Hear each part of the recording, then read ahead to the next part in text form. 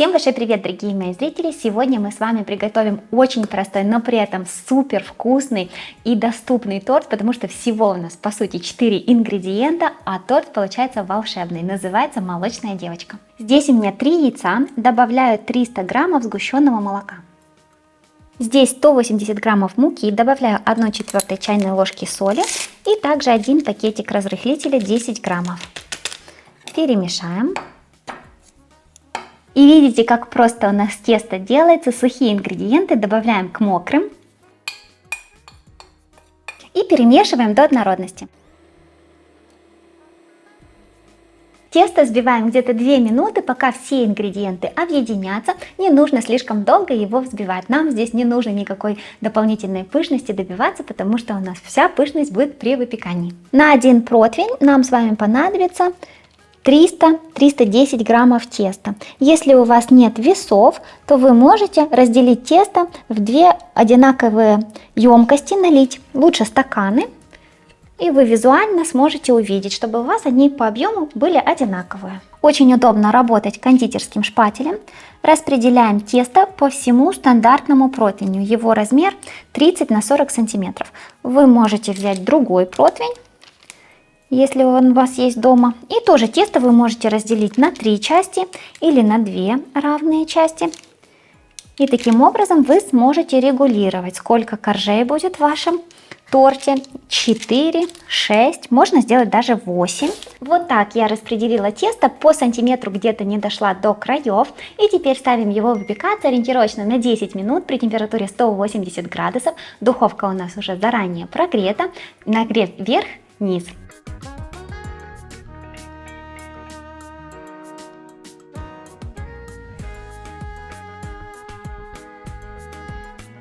Первый корж у нас готов, за 10 минут он у нас хорошо подрумянился. И выкладываем тесто на второй лист пергамента. Пергамент лучше всего берите с силиконизированным покрытием, чтобы к вам, то есть не к вам, а к пергаменту ничего не пристало. Всего у нас с вами получается 2 коржа. И выпекаются они быстро, просто. Тесто тоже делается очень просто, вы сами видели. Снова распределяем и ставим в духовку выпекаться.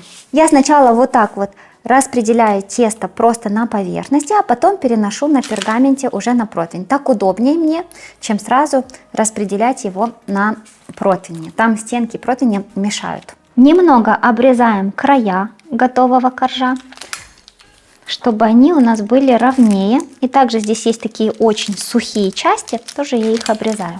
Один корж я подровняла, и теперь аккуратно его перекладываю на другой. Слишком сильно не нажимайте на них, чтобы у вас не приклеился один к другому корж. И теперь подравниваем, чтобы коржи у нас были одинакового размера. И смотрите, как у нас хорошо пергамент отстает от коржей. Кстати, вот эти обрезки, их можно использовать для украшения. Здесь чуть-чуть не дорезалось. Делать из них крошку и украсить торт. Можно просто съесть, конечно же, они очень вкусные. Я сделала себе пометки и разрезаем каждый корж пополам. Все, коржи готовы. У меня будет 4 коржа. Если хотите, то можно сделать вот такой маленький тортик на 8 коржей. Для крема берем 500 мл жирных холодных сливок. Это важно, чтобы они были холодные, тогда они лучше у вас забьются. Жирность сливок 33% и выше. Взбиваем их до пышности, добавляя 10 граммов ванильного сахара. Начинаем взбивать на маленьких оборотах, чтобы сливки не разбрызгивались. Посмотрите, у нас сливки уже взбиты до мягких пиков.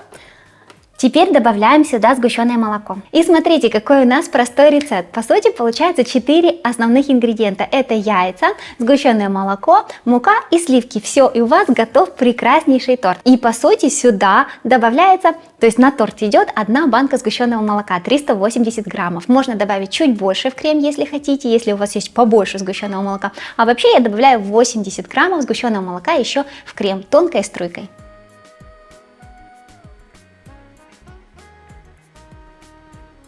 Посмотрите, какой чудесный крем, он по вкусу похож на сливочное мороженое. Когда взбиваете сливки, то смотрите аккуратно, не перевзбейте их, а то у вас отслоятся отдельно сливочное масло и сыворотка. Крем будет такими не очень красивыми комками. Выкладываем крем на первый корж, где-то 4 столовые ложки. И распределяем. Какая красота! Выкладываем следующий корж и тоже на него сверху крем.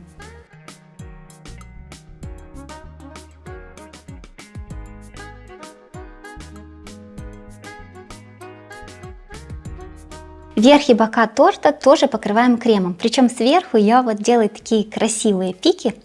Посмотрите, выглядит очень аппетитно и пушистый. Он как тортик-пушистик.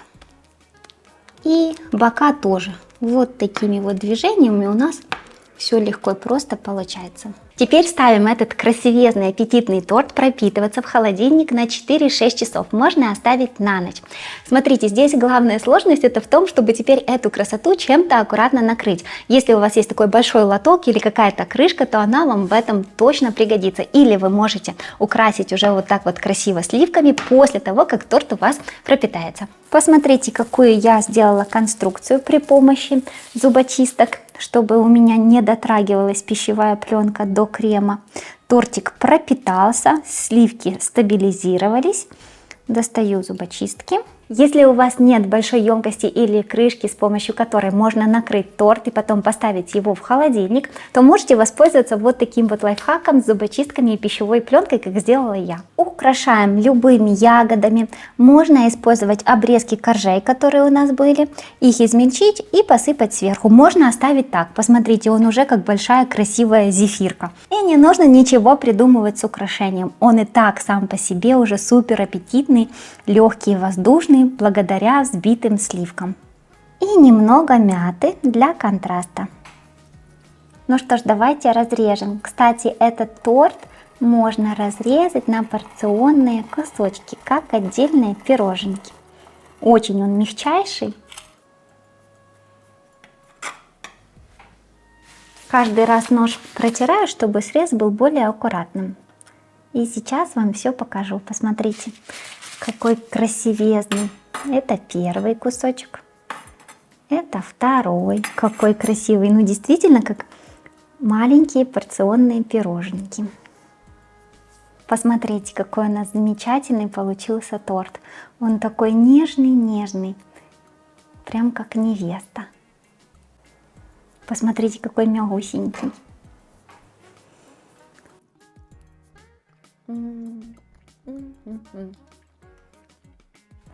Очень вкусный, он такой вот нежный, воздушный, ну вот прям молочная девочка. Я уверена, что он понравится абсолютно всем, потому что здесь нет ничего раздражающего. Он действительно сливочный, молочный, нежный, мягкий, очень вкусный. Готовьте. Вот на такие красивые порционные пирожные нарезали и прекрасный десерт на праздничный стол. Дорогие зрители, не забывайте, что лучшее ваше спасибо – это репост любого нашего рецепта. Я же с вами прощаюсь. До новых вкусных рецептов.